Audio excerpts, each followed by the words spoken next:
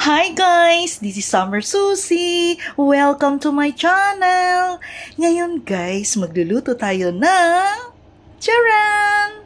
Magluluto tayo guys ng chicken adobo flakes! Ayan guys, so yung ingredients natin guys, eto. Bale, ano ito guys, ilan ba to? 1.5 kilo na chicken po, breast. Tapos sinimay ko na ganito. So nakikita niyo dyan sa baba guys kung ano yung paano ko siya ginawa. Ayan. Tapos guys, kailangan natin guys ng ginger. Tapos itong ating garlic. Tapos ganito, maraming sibuyas. And then guys, yung pinaglagaan ko, ayan. Eto, maglalagay tayo guys. Ayan, nag-produce na tuloy siya ng parang oil. Then, butter and also oil guys, maglalagay din tayo. Tapos, kailangan natin guys ng toyo. Maglalagay din tayo ng, anong tawag nito? Suka at saka mamasita. Okay guys?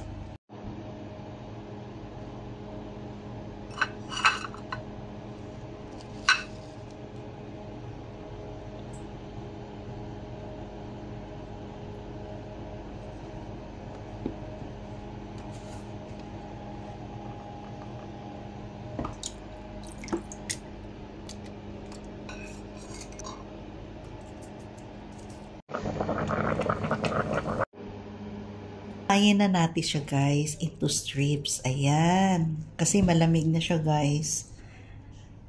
About more than 2 hours ko yata siya guys pinalamig. Kasi may ginawa rin akong iba. Tapos ayan. So ganito lang. Ayan.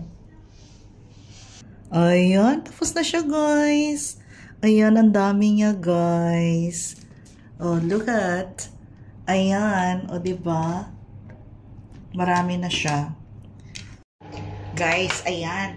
Naglagay na ako ng oil. So, ilalagay na natin, guys, itong butter. Ayan. Kailangan natin, guys, na maraming oil.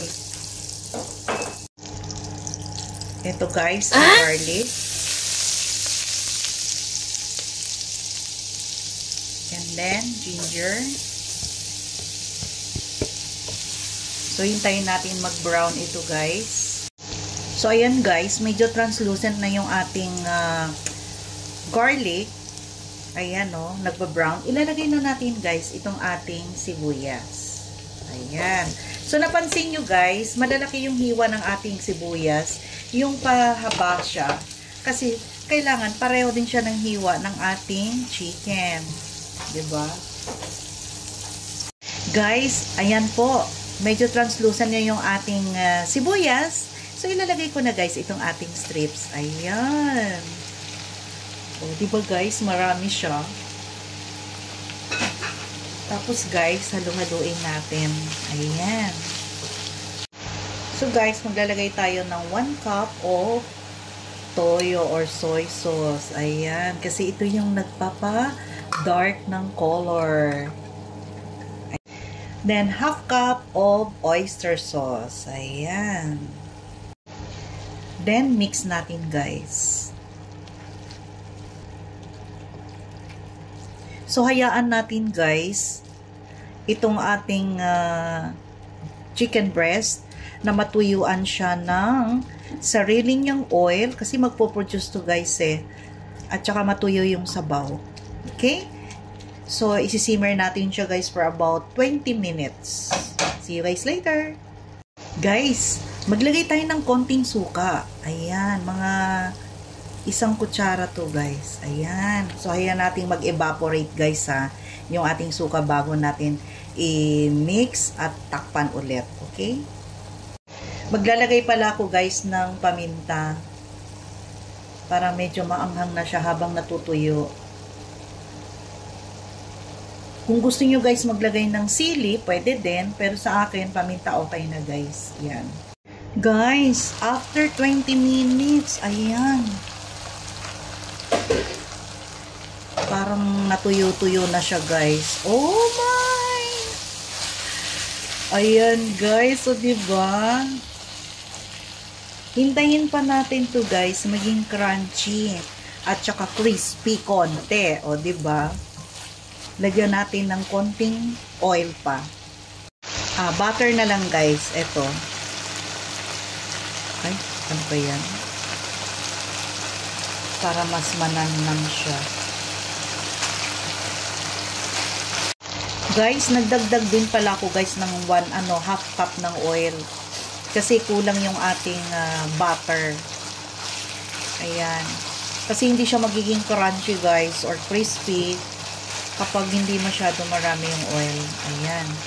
So, hinaan ko lang yung apoy guys hanggang maluto siya. Guys, maglalagay tayo guys ng konting sugar para medyo manamis-namis siya. Ayan. Mga 2 kutsara. Okay. Ayan, check natin guys. Tinikman ko na siya guys. Gusto ko siyang dagdagan pa ng suka. Para gusto ko yung naglalaban yung asim, alat, at tamis. Yan, dagdagan natin guys ng suka.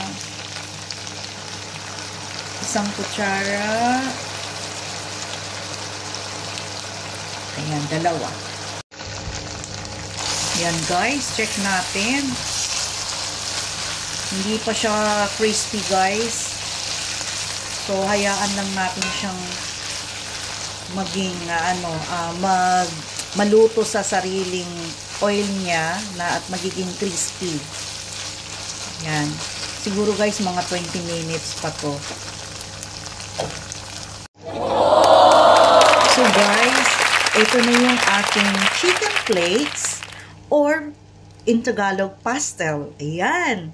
So guys, crispy na siya guys. Ayan, oh.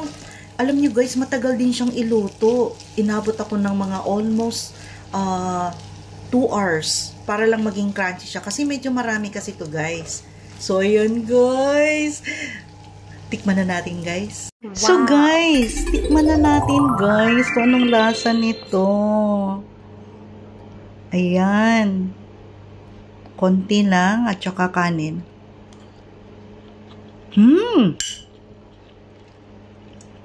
Ang sarap guys. Ulam talaga siya guys. Grabe. Guys, I can't wait na. Susubo pa ulit. Isa pa. So guys, gayahin nyo na itong aking recipe which is chicken breast flakes or pastel. So guys, don't forget to like, share, and subscribe my YouTube channel, Summer Susie. Bye guys. See you in my next vlog. Bye.